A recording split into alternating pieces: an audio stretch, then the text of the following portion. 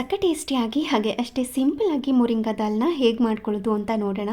ಅಂದರೆ ನುಗ್ಗೆ ಸೊಪ್ಪು ಮತ್ತು ಬೇಳೆನ ಬಳಸ್ಕೊಂಡು ಅನ್ನಕ್ಕೆ ಹೊಂದ್ಕೊಳ್ಳೋ ಥರ ಮಾಡುವಂಥ ರೆಸಿಪಿ ಇದು. ಒಂದು ಪಾತ್ರೆಗೆ ಸ್ವಲ್ಪ ಎಣ್ಣೆ ಕಾದಾದ ನಂತರ ಸಾಸಿವೆ, ಜೀರಿಗೆ, ಕಡಲೆಬೇಳೆ, ಉದ್ದಿನಬೇಳೆ, ಸಣ್ಣದಾಗಿ ಕಟ್ ಮಾಡಿ ಇಟ್ಕೊಂಡಿರುವಂತಹ ಹಸಿಮೆಣಸಿನಕಾಯಿ, ಬೆಳ್ಳುಳ್ಳಿ, ಕರಿಬೇವಿನ ಸೊಪ್ಪನ್ನು ಹಾಕಿ ಫ್ರೈ ಮಾಡಿ, ಸಣ್ಣದಾಗಿ ಕಟ್ ಮಾಡಿ ಇಟ್ಕೊಂಡಿರುವಂಥ ಈರುಳ್ಳಿನ ಹಾಕಿ ಫ್ರೈ ಮಾಡ್ಕೋಬೇಕು. ನಂತರ ಟೊಮ್ಯಾಟೊನ ಸೇರಿಸಿ ಫ್ರೈ ಮಾಡ್ಕೋಬೇಕು. ಮಧ್ಯದಲ್ಲಿ ಸ್ವಲ್ಪ ಹಿಂಗನ್ನು ಹಾಕ್ಕೊಳ್ಳಿ. ನಂತರ ಇದಕ್ಕೆ ನುಗ್ಗೆ ಸೊಪ್ಪನ್ನ ಚೆನ್ನಾಗಿ ತೊಳೆದು ಸೇರಿಸಿ ನುಗ್ಗೆ ಸೊಪ್ಪನ್ನ ಸ್ವಲ್ಪ ಹೊತ್ತು ಹೀಗೇನೆ ಮಿಕ್ಸ್ ಮಾಡಿಕೊಂಡು ಫ್ರೈ ಮಾಡ್ಕೋಬೇಕು.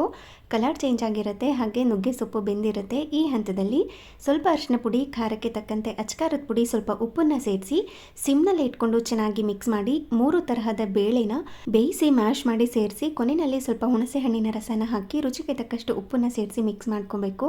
ಕೊನೆಯಲ್ಲಿ 1 ಸ್ಪೂನಷ್ಟು ತುಪ್ಪಕ್ಕೆ ಸಾಸಿವೆ, ಒಣಗಿರುವಂಥ ಮೆಣಸಿನಕಾಯಿ, ಕರಿಬೇವನ್ನ ಹಾಕಿ ಒಗ್ಗರಣೆ ಕೊಟ್ಕೊಂಡ್ರೆ ಸಕ್ಕ ಟೇಸ್ಟಿ ಆಗಿರುವಂಥ ಮೊರಿಂಗಾ ದಾಲ್ ರೆಡಿ.